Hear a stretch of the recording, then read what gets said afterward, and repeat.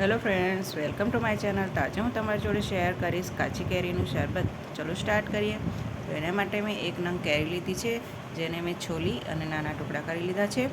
હવે આપણે એને મિક્સર જારમાં લઈને પીસી લઈશું. તો અહીંયા મેં મિક્સર જાર લઈ લીધું છે.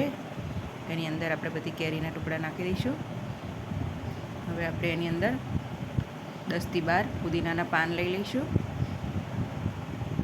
તેનો ટેસ્ટ ખૂબ જ સરસ લાગે છે અને ગરમીમાં રાહત પણ આપે છે.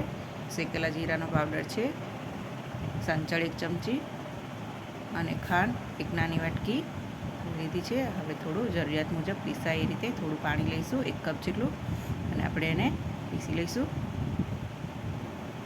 તો ફ્રેન્ડ, સરસ એવું પીસાઈ ગયું છે. હવે આપણે એને ગાળી લઈએ, જેથી જે મોટો કેરીના ટુકડા રહી ગયા હોય એ એની અંદર આવેના અને બહાર સરસ દળાઈ છે. ફ્રેન્ડ્સ, આ રીતે આપણે એને ગાળી લઈશું. અને જુઓ ફ્રેન્ડ્સ, પુદીનાના પાનને લીધે શરબતનો કલર ખૂબ જ સરસ આવે છે અને એ શરીરને ઠંડક પણ આપે છે. તો આવી ગરમીમાં લૂથી બચવા માટે કેરીનું શરબત જરૂર પીવું જોઈએ. ચલો, હવે આપણે શરબત તૈયાર થઈ ગયું છે, તો આપણે એને સર્વિંગ ગ્લાસમાં લઈ લઈએ.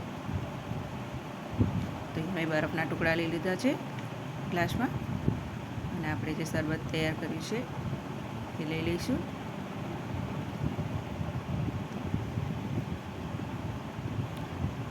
જો ફ્રેન્ડ્સ, આપણું શરબત તૈયાર છે. ગરમીમાં લૂથી બચાવે એવું સરસ મજાનું ઠંડુ કેરીનું શરબત તૈયાર છે. અને હા ફ્રેન્ડ, જો તમને મારો વિડીયો ગમ્યો હોય અને જો હજી સુધી તમે મારી ચેનલને સબસ્ક્રાઈબ ના કરી હોય તો મારી ચેનલને જરૂરથી સબસ્ક્રાઈબ કરી દેજો અને બાજુમાં આપેલું બેલ આઇકન જરૂરથી દબાવી દેજો, જેથી મારી દરેક નવી રેસીપીની નોટિફિકેશન તમને સૌથી પહેલાં મળી રહે. હવે મળીશું આપણે નેક્સ્ટ વિડીયોમાં. ત્યાં સુધી જય શ્રી કૃષ્ણ.